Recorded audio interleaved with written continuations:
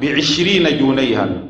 أحضرت لكم نموذجا منها، وكلنا أمل في الإخوة القائمين على المكافحة وعلى مراقبة السلع وعلى الصادر والوارد أن يمنعوا مثل هذه الأشياء. ربما لا يتضح الصوت على الميكروفون. لماذا هذا الاستهداف؟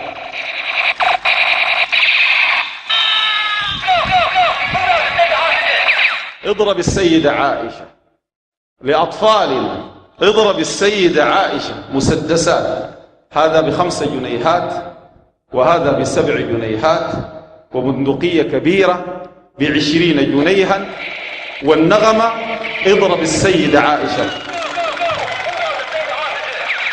اضرب السيدة عائشة. حتى متى؟